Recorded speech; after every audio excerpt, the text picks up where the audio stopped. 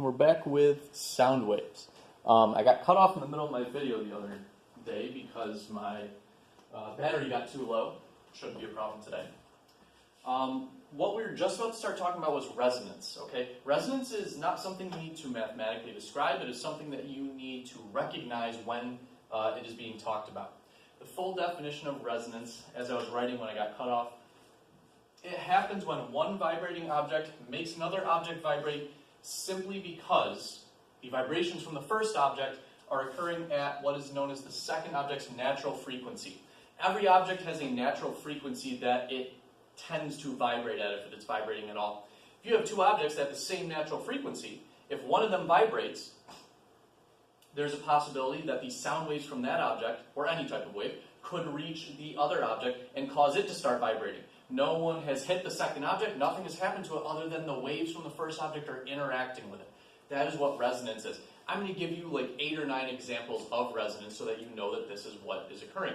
It occurs all the time. And I think I told you a couple of videos ago that it is the basis of every musical instrument out there, and that is true. All these musical instruments would not be nearly as loud if they were not designed specifically to take advantage of resonance. So the first one that everyone learned by about the age of 6 is air that blows across a water bottle top.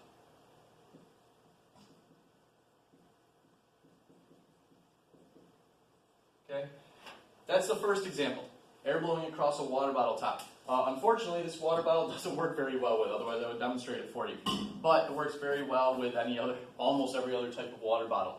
What you're doing is the air that's blowing across, some of that's actually being redirected down into it. Some pressure sound waves are going down in, and they're setting up standing waves inside the air column in your water bottle, and that's producing the sound that you hear. Okay, that's what's actually happening there. A really cool thing to do is if you blow into a water bottle, you produce a certain tone, then you drink some of the water bottle, try it again, you're going to produce a different tone, a lower one. I always thought that was really, really neat. Another one that I actually do have a demonstration or a video for has to do with tuning forks. A tuning fork is a little metal thing that vibrates at a known frequency. It's a little metal fork, literally, vibrates at a known frequency, and when it vibrates, you can actually tune instruments with it. That's why it's called a tuning fork. Let's say you have two, and they come in all sorts of different frequencies. Let's say you have 2 tuning forks with the same frequency. You cause one to vibrate, it could actually start the other one vibrating. Let me show you that video real quick.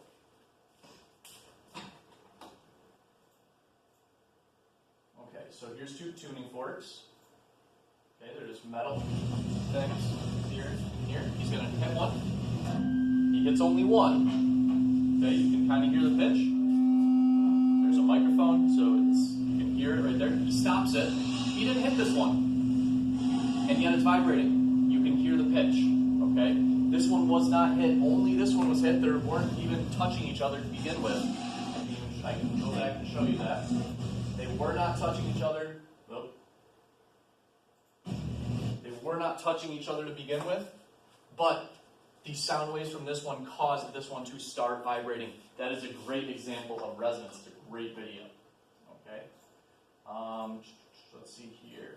So, a couple others. I love doing this demonstration in class.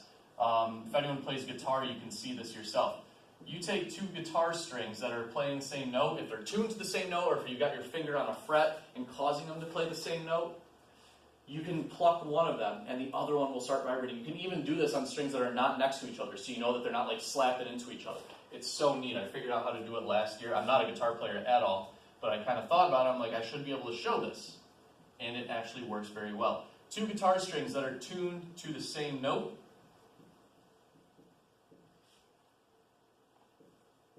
If you pluck one of them, the other starts to vibrate as if it had been plucked, because the sound waves from the one that was actually plucked will interact with the other string, will cause it to start vibrating even though you didn't touch it.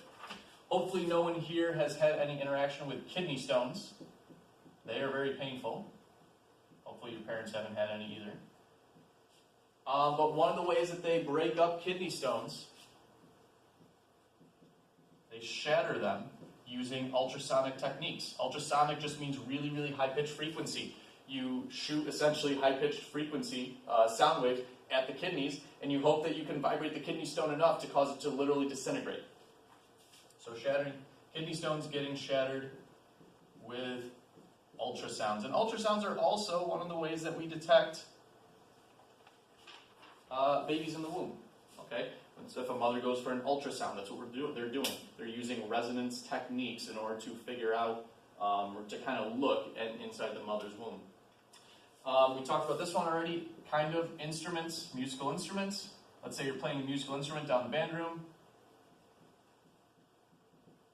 and it ends up causing a drum that no one is playing to start rattling. You hear this all the time with like gongs or snares, okay? You can literally hear like some resonance happening.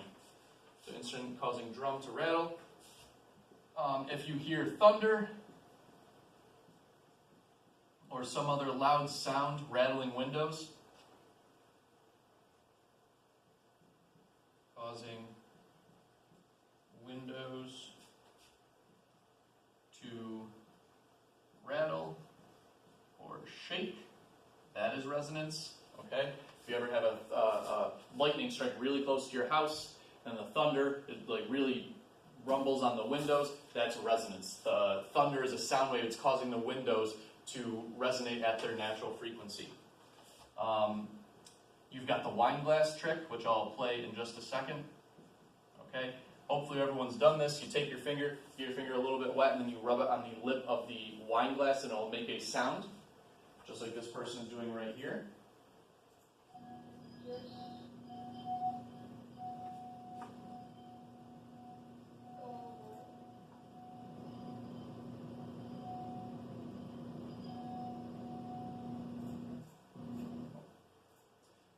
Looks like they're not very good at it. I hadn't watched that whole video. I did this one time at the academic awards banquet during the principal's speech and promptly got my wine glass taken away from me. It was filled with water. Got it taken away from me because me and my buddy were doing that during the principal's speech. And, my parents were not very happy. So anyways, that's an example of resonance. You are essentially vibrating the atoms in the wine glass at a certain rate that produces a sound. Okay? You've even known about resonance since you were a kid playing on a swing set. This is our last example. Kid on a swing set, okay? If you're on a swing set, little kids, you know, they have to be pushed by their parents. Eventually they figure out if they time their pumping their arms and kicking their legs at the right time, then they can actually move themselves, okay? And they can swing higher and higher and higher. They can't do it whenever they want. You can't just sit there like moving your arms back and forth and kicking your legs wildly. You have to do it at specific times. You have to do it at the right frequency. This is also an example of resonance. We don't think of it as one, but this is an example of resonance causing the amplitude of that motion to get bigger and bigger. You can start on a swing from essentially hanging straight down and get up to just as high as if someone was pushing you, probably even higher. That's an example of resonance. All of these are resonance because they are one object vibrating, causing another one to vibrate, and increasing the amplitude of those vibrations. You need to recognize when someone is talking about resonance. That is what you are responsible for. Our last topic for sound waves are on beats. Okay? And what a beat, the definition of a beat in physics is a little bit different than the definition of a beat in like a music class. A beat is the difference in frequency between two waves. So you have two waves. The difference in frequency is called the beat frequency. And let me demonstrate for you why and what a beat is. I have two online tone generators here. This one is playing at it will be playing at 334 hertz. This one will be playing at 384 and 385. I don't know if I said the right numbers. Okay, I'm going to play this one first. You heard that one? Here's 385. Now, if you can tell me the difference between those two, if you were to close your eyes and I wanted to play one, and you can tell me which one's which, that's really impressive. Okay, I highly doubt most of you can do that. I'm not sure if anyone can do that, actually. I'm not sure it's physically possible. But watch what happens when I play them together.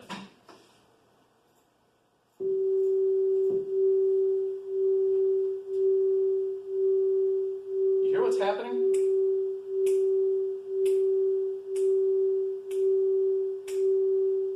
I'm snapping my fingers every time there's a lull in the sound. It's kind of pulsing, right? Now, how many times am I snapping my fingers per second?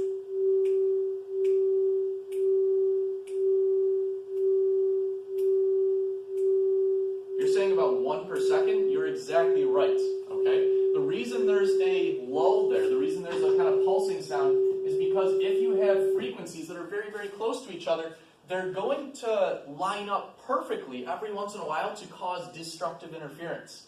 Turns out that the number of times they cause destructive interference per second, I'm going to go up 1.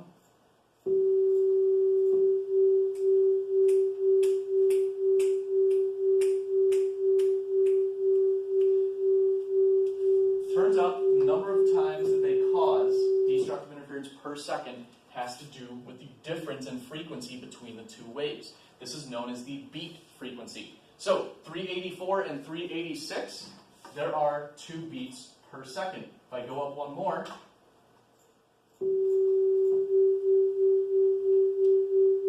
some of you, when you're tuning in band class or singing, you hear this, you hear kind of like the sound going in and out. It's because you're out of tune, okay? This is pretty annoying. It gets even more annoying if I keep going up.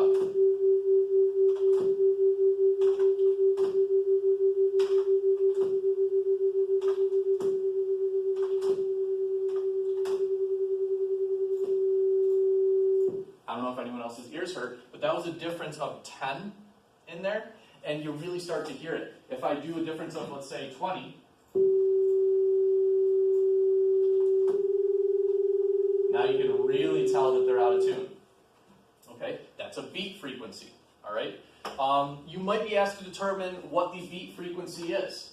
So our example, let's say that there's a trumpet that we know is tuned to 440 hertz. I believe that's either concert A or concert C. It's one of the two. That trumpet plays in conjunction with another untuned trumpet. When they play simultaneously at the same time, 3 beats per second are heard. What are the possible frequencies of the other trumpet? Well, if the beat frequency is 3, that means the difference in frequency between this and the other trumpet is 3. There are only 2 options. It's either 437 hertz or 443 hertz. Beats are usually pretty easy to deal with, but it's a neat effect, okay? Beat frequency is just the difference in frequency between 2 sound waves. Now what I'm going to do is stop here for sound waves. We're going to continue on with 2 more topics, light waves, and then reflection and refraction.